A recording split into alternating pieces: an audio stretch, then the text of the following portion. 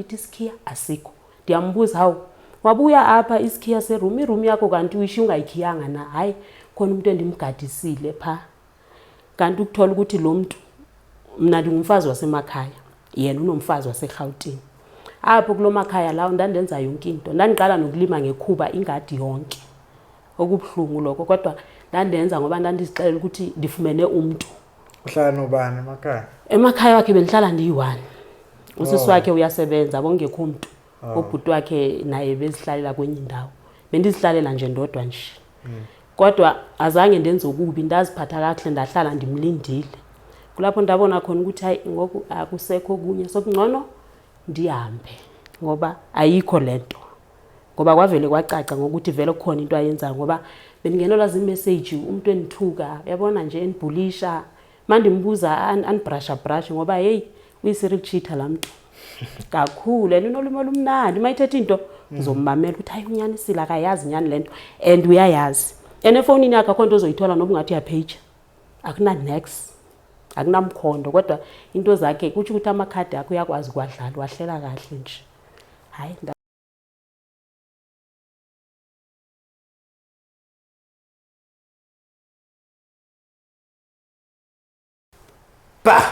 Mbukele Perfect TV lapha emakhaya. Sanimukela sanibingelela igama ngumxolisi uShepherd kaManqele. Ngumfana wangapha nje kwahlabisa empembeni. Njengoba sashilo bafethu niyazi ukuthi la ekhaya ikhaya lama solution. Ngasho futhi ikhaya leinkinga zenu. So niyazi ukuthi mahleli nabantu basobe befuna usizo lwakho. Mhlawumbe usuke ezoshare nje istory esasamehlakala empilweni. Namhlanje ngiphethe usisi uBulelwa. Ngimthathe ngapha eMpuma Koloni bathi endaweni yaseMatatiyela. But angamchazi kakhulu uzechaza. Sisi wami ninjani? Yaphila njani bhuti? Ngiyaphila sisi. Aqale nje ngokubonga ukuthi usivakashele la namhlanje uzoshare istory sakho mhlawumbe nomunye uzofunda something or mhlawumbe makunenkinga uzothola isolution kwinkinga yakho. Bhuti ndiyabonga kakhulu. Yeah. Igama lami ngingubulelwa class wase Eastern Cape eMatatiyela kwilali okuthiwa kuseMoyaneng. So namhlanje nizothetha ngestory sami ibali elandehlela. Ndandisuke emakhaya ndiza eGauteng ndizozama amatorho. Ndiza kusisi wami hayi nyani ke usisi wami andiqashela umkhukhu ndahlala. Ngamuphi unyaka? Unyaka ngo2013. 2013. Yes, ngaqashela umkhukhu usisi wami ndahlala enirentela ndawathola nyana ama-piece job. Ndasebenza kwaba right. Ndazodibana nobhutize othile hayi wandithanda hayi sathandana kwaba right. Ndimethemba nje umuntu omdala wendishiya nga8 years iminyaka ndazicela ukuthi hayi ngoba vele kudala nihetheke ethandweni mhlamba apha sendifumene umaqondane kanti hayi ndibetha ngemfe iphindiwe hayi wamsusa ubhuti sathutha apho bendihlala khona emkhukhuni wathi ndiyohlala eroomini hayi akubanga nengxaki sahamba ndaqhubeka naze ndafumana umsebenzi opermanent ndaphangela kwaba right ubhuti waphelelwa ngumsebenzi mayiphelelwa ngumsebenzi bokundimo rentayo ndingenangxaki ngoba besibambisene niphethe kahle. Fika isikhathi sikaDisemba mina ndandingagoduka ekhaya athi hayi masihambe siye ekhaya kithi uyobona khona. Anibanga nengxaki ndahamba ndaye emakhaya kubo ngoDisemba. NgoJanuary kumele ukuthi nibuye ndizophangela wathi hayi ngoba apha ekhaya kunamuntu ungahlala apha wena mina ndihambe ndiyophangela. Ndizayifaka imali hayi akubanga nengxaki nyani. Ukuphi emakhaya akhe? Amakhaya wakhe aseMpumalanga. No. Yes, hayi. Ndaqhubeka nahlala nyana eMpumalanga hayi kwaba right umuntu uyayifaka imali. Savumelana ukuthi ngama holidays amanje ndizovakasha manje ndiza ndibuya bese ndizithatha nje ukuthi mhlambe sendingumfazi ngoba benibona indlela lengaba sesibambisene ngayo ngithatha ngerelationship ye10 years kodwa umuntu uye wanijikela njengotywala esiswini hayi waqhubeka nyani ke ndahlala emakhaya umuntu akabuye ekhaya uhamba January to December unyaka wonke akabuyi nama sendithatha ukuthi ndiyeza ndizovakasha hayi akayingeni thetha izistory hey uyazi ngihlala nomuntu kwenzekani andisasebenzi ngulomuntu orentayo ngoba ngeke ukhona ukuze hayi ungabikho ngxaki ngoba yonke into beyithetha bendiyimamela ndithi hayi ndiyamethemba lo muntu lo hayi yena ukuniphatha kahle wayiniphethe kahle nyani ngoba bengingenangani naye ungithole ninengane ingane ihambe kuyenzela yonke into futhi ebengayikhethi kodwa into ibinivisa ubhlungu ukuthi lo muntu so yanitshintshela ngoba safuna ukuthi mandize mina ndizomvakashela kanjani uhamba ngoJanuary ubuya ngoDisemba ukubuya kwakhe ngoDisemba ubuya nge23 or 24 nge1 sika January uphinda back uyahamba mayifika ndandibana lana ukuthi kawuthi ke ndisearch ibhegi ndibone na isikhiya seroom sikhona na ebhegini. Hawu mandithi isikhiya asikho. Ndiyambuza hawu wabuya apha isikhiya seroom iroom yakho kanti uyisho ungayikhiyanga na? Hayi khona umuntu endimgadisile pha. Kanti ukuthola ukuthi lo muntu mina ndingumfazi wasemakhaya yena unomfazi waseGauteng. Apho kulomakhaya lawo ndandenza yonke into. Ndandiqala nokulima ngekhuba ingadi yonke. Okubhlungu lokho kodwa ndandenza ngoba ndandizixelela ukuthi ndifumene umuntu. Uhlala nobani emakhaya? Emakhaya wakhe bendihlala ndiyi-1. Usisi wakhe uyasebenza bongekho umuntu. Ubhuti wakhe naye bezihlalela kwenye indawo. Bendizihlalela nje ndodwa nje. Kodwa azange ndenze okubi ndaziphatha kahle ndahlala ndimlindile. Kulapho ndabona khona ukuthi hayi ngoku akusekho kunye sokungcono ndihambe ngoba ayikho lento. Ngoba kwavele kwacaca ngokuthi vele kukhona into ayenza ngoba bengingenelwa zimessage umuntu enithuka yabona nje enibhulisha mandimbuza anbrusha ngoba hey uyiserial cheater lamuntu kakhulu elinolimo lumnandi mayithetha into uzommamela ukuthi hayi unyanisile akayazi nyani lento and uyayazi enefonini yakhe akho into ozoyithola noba ungathi yapage akuna next akunamkhondo kodwa into zakhe kuthi ukuthi amakhadi akho uyakwazi kwadlala wahlela kahle nje. Hayi ndabona ukuthi angeke. Hayi angeke mntaka class yo ngcono ndiphindele emva ndihambe manje ndiyohlupheka ndiyi-1 nokuthi ngihlupheke ndinomuntu. Udecide ubona kanjani uqala ukuthi unomuntu? Ukubona kwami ukuthi unomuntu ngo-2022 sisi wakhe usebenzele ePitori. Wathi ucela ukuthi ndize nomzukulu wakhe ePitori. Then from lapho ePitori kulapho wathi usisi wakhe ndathi mina kusisi wakhe ndifuna ukuya lapho ehlala khona lo muntu. Ke ndiyobona ukuthi kahle kahle kwenzekani engafuni nalapho ndafosta nge-16 sika December suka from ePitori. Uba ungafuni yona le ndoda ayifunda fosta daya apha ehlala khona. Manifika ngamxela ukuthi senilapha emall ayiweza nyani wanihlangabeza hayi kwabamnandi zi-16 sihamba saye eLikhwa sathenga into ezikhala kahle izi-16 vele saye endlini masiphaya endlini ngaphandle pha kubhizi lapha ngaphandle sihleli ndive khona into ethi kum ngene endlini hayi bangathi ndithi ndiyayiziba ithi ngene endlini manje ngene endlini kube khona into ethi manivula iwardrobe manifika khange nifike ndifike ndabeka ibhegi yami sahamba manivula iwardrobe mandithi hawu impahla hayi bonkosi yami sezikabani isiketi inyanzo size 32 ndithi ngoba ayizompahla zami ezandincinci nale size kwenzeka ndizithande ndizibheke phezu kombhede ndizifolise kanje ndizithi ifolise abethelwe yena ukuthi njengoba sengithatha isikhathi eside endlini mhlambe khona into engaba ndiyibonile angene athi kanti wenzani ndithi mina amanyala wani le ndiwabona la athi yena ubufunane wardrobe-ini impendulo yakhe ndaphatheka kabuhlungu kona kodwa ke ngoba engekho into enizayenza and ngakusasa niphinda khona le Mpumalanga ndiyahamba nge-17 kwaba kanjalo ke ndaqhubeka ndahamba ndaye eMpumalanga ndazixela ukuthi mandipha ndiyahlela ukuthi ukuhamba kwami apha ndizohamba kanjani. Senithathe impahla zami ngoba impahla zami zazisele lapho sendahlela khona ukuthi ndizohamba kanjani ke ngoku. La decide ke ukuthi mandihambe ndisiye ngoMeyi. Ndasuka ndahamba ndamshiya. And then efonini wayiqhubeka enifonela ndanithe kuye ndizoya emakhaya ngoba ndanibona ukuthi akafuni ukuthi ndihambe ngoba waseke khona ekhaya seke phelelwe ngumsebenzi.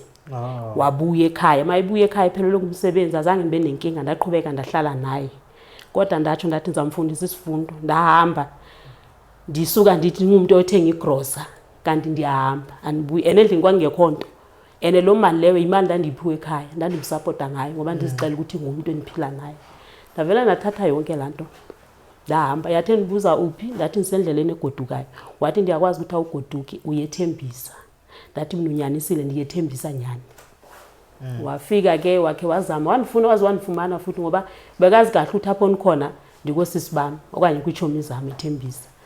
Wanifuna wanifumana azange nibe nengxaki manifumana wathi ucela nibiyele back ndathi nokudlala engami kakhulu 10 years yonke ayinisalunga ndi right. And then affect kanjani lento? In-affectile emotionally, physical, mentally in-affecte kakhulu. Nangoku nje kusenzima ukuthi ngimthembe umuntu wesilisa ukuthi ukhona umuntu onganithanda ngokweqiniso nyani ngoba indlela endihambe kuyo ayikho lula. Angeke uhlale nomuntu kwi-relationship for 10 years kanti yena udlala ngawe. Kuthi uthi mina bendingumfazi wasemakhaya bakhona abafazi lo waseGauteng ngokunguye ngoba mina beningasondeli pha apho ihlala khona. ngoba pho wayehlala khona kuqala nami wamuva hlala ndimbuza ukuthi kule ndawo uthi umuvele kuyo uhlala kweyiphi indawo ngoba le ndawo ndiyayazi akafuni ukuyichaza enitshomi zami azindifonela zindixelele hey umuntu wakho simbone enza ini ndandixabana nabo ngoba bendimethemba ndithi hayi bandihlukanisa nomuntu wami endithanda hey hayi kwaba buhlungu nyani. So kubuya ngathi phela njengamanje wahile phela noma usathi umuntu wesilisa njengamanje umcabanga hayi ukuhila manje sengihilile sasikhathi lesi manje sengihilile ngoba ngeke ngahlala phansi ngazicabanga ngabona kwalantu ukuthi ngithatha isteps sokuthi manikhethe mina ndingacabanga ingacinga abantu ukuthi bazothina umuntu obehleli naye isikhathi eside kanje so uhlukana naye so ngokwayi sengiright yena wangivisa ubuhlungu ngoko just sokuliside lami le story ukuthi umuntu angabe umthemba kakhulu umuntu ufuneka uthemba ubuya nganeno ngoba umuntu uyakuphoxa ungalindele ingane mbanga nayo mbanga nayo ingane umthole mina nginengane eyi-1 anginangane naye 10 years relationship 10 years relationship isikhathi esingakanani ekhaya ekhaya ngihleli 7 years ebush eMpumalanga bengihlala kubo ugada umuzi wakubo ngigada umuzi wakubo kahle kahle ukuthi wayengithandela ukuthi ngigada umuzi wakubo ngoba mina vele nginezandla yes angivilaphi so wabona lonto yena mina ndazicela ukuthi luthando kanti uyandiyuza yena uyazi mina andiyazi into ayihlelile ndingayazi so namanje anisatholana efonini lokugcina ngomanje asisatholana efoni ngavele ngatshintsha inamba ngoba beke ngidike manje efoni njalo nathi yazi ngithi ntshintsha inamba kodwa inamba yeWhatsApp yona ayitshintshanga uyangena ngayo inamba yeWhatsApp make ngena ndibona ukuthi nguye ndiyamblock ngoba andifuni into engidibanisa awuhlangananga nalo mama wayehlala eGoli lo wakwakhe lo mama lo yena ukumazi ndiyamazi lo muntu lo kanjani bokuyi ex yakhe ndandazi ukuthi ubohlukene nalo muntu lo kanti uzobuyela kuye mhlawumbe kuyona ungasho ukuthi babuyela kuye mhlawumbe azange behlukane vele kuthi ukuthi kaloku mina ngokwazi kwami wayethe behlukene lento ndayitsho ke ndithi ukuthi wena lo muntu awuzange wehlukane naye ubuxoka nje kuma ukuthi uhlukene naye kanti nisaqhubeka uyayibona uba wawutshilo kimi ukuthi usenomuntu ubizaba azange nihlale isikhathi eside kangaka ngaba nje ndaphuma kuwe uyalibona nawe imistake yakho ukuthi ngithi wena wawusebenza ndanisebenza waye emakhaya ebush waye kumsebenzi shothi wena waye kumsebenzi wakhetha yena ngayekela umsebenzi wami ngangiphandle loluthando yeah laluniphandlile ndizicela ukuthi hayi uyabona apha ndimfumene indoda yompulane hayi angeke ngisadeda ndenze hayi kanti hayi nisifaka nje ingxaki hayi umzulu ndebele indoda umpulane yini umpulane bariki mapulane like amapulane imix iswati imix umchangani yayibona nje ilanto leya kuthiwa awuthi uvukile umpulane wakho hayi ndanithi ngivukile ngompulane wami nami izitholele izibuyele Eastern Cape ndasifumanele umpulane kanti hayi ndiyadlala nje manje that time ingane yakhe inganani ingane yami manje ina 18 years oyiphilisa kanjani khona lo ingane yami for all along ingane yami ihlala nosister wami omdala nguye inakekele kuyafana nje nokuthi mina nginangani ngiyamenzela mangikhona kodwa abangixini nje ngezinto ukuthi what mangikhona ngayithatha nalongane ngayise ebush asohlala naye ngahlala nayo ingane kwathi ukuthi ayizwisisi kahle lapha angazi nakwa kwenzekani yanitshela theni ufuna ukubuyela emuva ekhaya yes ngayihambisa ke 2022 yahlala from 2019 to 2022 yeah 2022 ngayihambisa yes ngayihambisa no yabo uhamba kanjani endaweni ingane lakhe emzini because abantu besilisa abasathembayela phela uyenza kanjani nawe leyo nto leyo awungasali yazi ngangasabi yazi lapha uyazi mawusemathandweni ayikho into eyisabayo awukhona ukubheka emuva ubheke lapho uyakhona kuphela ukuthi yabona ke manje kanti we hayi kona ngihla ebush ngihleli 7 years yes naye lo mlisa la apha eJules ngahlala naye 3 years yeah yes so 10 years and then kulo 10 years relationship isiphi isifundo sifundile kule 10 years relationship isifundo endisifundile ukuthi ungabothemba umuntu kakhulu futhi kuyafuneka ukuthi nefamily yakho boyazisa ukuthi ukuphi uphila kanjani ngoba ifamily yami ngangiyifihlele yayingazi lutho uyi-1 nje umuntu wayisazi nje usisi wami lwengizemva kwakhe nje ulrato nguye nje umuntu wayisazi abanye abazi into ngisho abomalume abobani akho umuntu oyaziyo nje abayazi sidala ukuthi bokwenzekani babezixelela nje ukuthi babezixelela ukuthi nje ndiseJoburg beva sokuthi andisebush bezibuza ukuthi emachanganini ufunani lo mntana ekudeni kangaka kodwa manje ndiyibrusha nje indaba khona manje ndiyibrusha nje ngoba khona ekhaya benigoduka waya lo mlisa akasavumi ngokuthi manigoduke ndiye ekhaya akasafuni sekethe ekhaya kukude yena shema ndiye ekhaya umuntu akumelanga ukuthi umbeke iside lakhe libi nelihle kumele ulibeke wayindenzela konke wayinikeza imali mina manje ekhaya mina ndiyahamba ndiphethe maybe uma 20,000 or 30 manje ekhaya ngoba wayazi ukuthi ngiyamtshela ukuthi ekhaya kusekudeni so vele na beke nifaka ku budget yazi ukuthi maybe after 5 months ngiyagoduka ngekhaya ngimtshelise ngithi hayi next month ngiyekhaya nomele ngihle ngimtshele maybe ngoJune zawuye ekhaya ahla budget yebo kube right kodwa inkinga yakho ayifuna ukuthi ekhaya ngihlale 1 week or 2 weeks into make ikhuluma bengiyenza the way ayikhuluma ngakhona yes angangingena icall manje athi ngithamba ogibela manje uhambe ngizogibela ngihambe angimbone ngikhuluma ngefone yes kodwa ngizohamba yenze lokho akushoyo ngikubuza lento lehleze ishiwa abantu abangamaXhosa naku awusebenzi ebush but uyaya ekhaya uphethe imali almost 20,000 30,000 ufumene egoli umsebenzi hayi ayikho ke le yazange nditsho ekhaya bebendazi ukuthi mina niphangeli bendisho ukuthi mina niphangeli mawufika uphethe imali engaka manifika niphethe imali yabaxeka ukuthi imali ipho iboyfriend kahle nje ukuthi umsebenzi ufumene ukuthi usebenza indoda into zakudala lezo hayi zakudala thina manje lezo sisazikhuluma iyafana nje naleyo story wena wehloniphisa ukuthi uyithole kwi-boyfriend lawa yenze ngiyithole kwi-boyfriend kodwa hayi ukuthi ize nje ukuthi ndifumene umsebenzi ekhaya bebendazi ukuthi andisebenzi akunamali bendiyifaka mina every month ekhaya kodwa mawufika bekucaca kodwa manifika bekucaca kona bokucaca vele manifika okanye umntana mayithi ufuna into eso bengenza sure ukuthi ngiyayithenga ngiyayiposa into yakhona noba yini ayifunayo ya ungathini umunye mhlawumbe umuntu wesifazane osakhula osabhilivele othandweni ongabhilivele othandweni njengamanje nawe ngithi usanda kuphuma kule relationship oswakuyo ubusho ukuthi umuntu wesilisa nje hayi umuntu makaqale amfunde umuntu uqala ingxaki nakhona ngeke kwazi na uzomfunda kanjani ngoba umuntu angeke umazi ukuza ngeziphi uza ngeyiphindlela kuni uzicela ukuthi uza ngothando kanti uyakwazi yena kuhlosile so akusekho nje ukwethemba seyikuko kona ukwenza lo mjolo lo wenze nje kodwa ungathembi wenze ubuya nganene ngoba ngeke ndithi kumele ukuthi uqale umfundi umuntu ungathi uzama ukumfunda ukhona ukumfunda ngoba umuntu uyapretend ngathi uyakuthanda ngoba uzawenza izinto ezinhle abonayo ukuthi uyazithanda akhe amane eheha ngazo wena uzicela ukuthi uyanithanda nyani lo mlisa kwathini kanti yena uyazi na uhlose intoni kuwe so ukuthi nje umuntu nje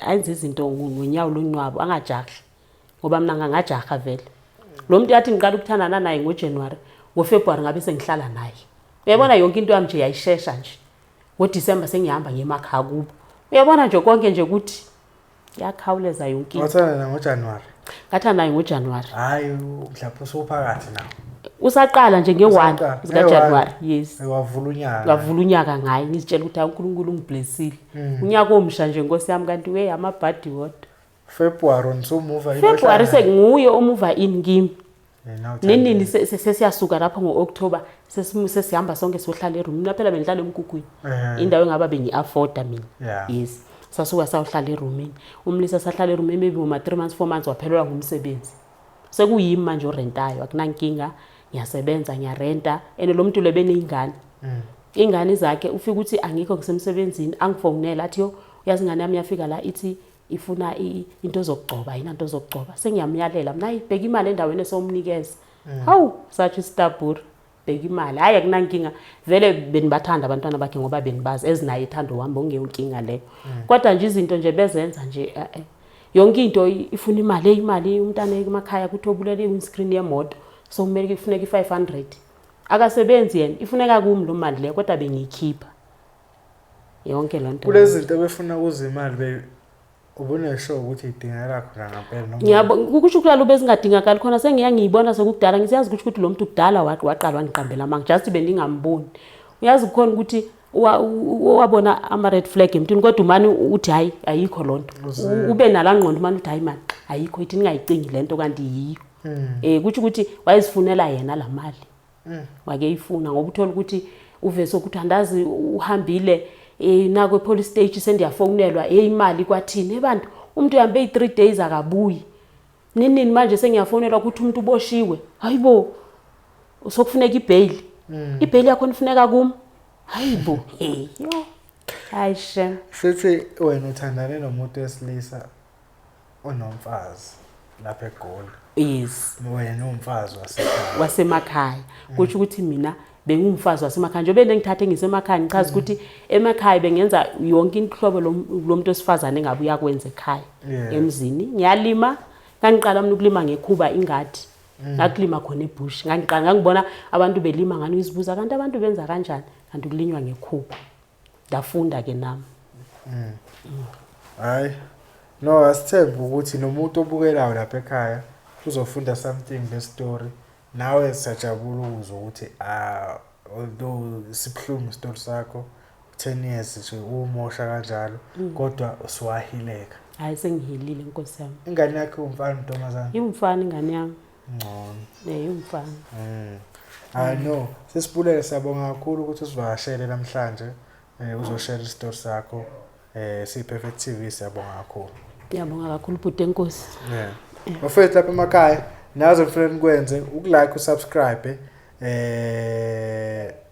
epage lethu Facebook isikhona Perfect TV SA nakhona TikTok Perfect TV SA sicela usilandele onke ama pages ethu but nasi story sasisi now mona wena sifisa abekhayo sokushare story sakho nayi number khona screenini 07939 46084 Perfect TV sithi njani next time away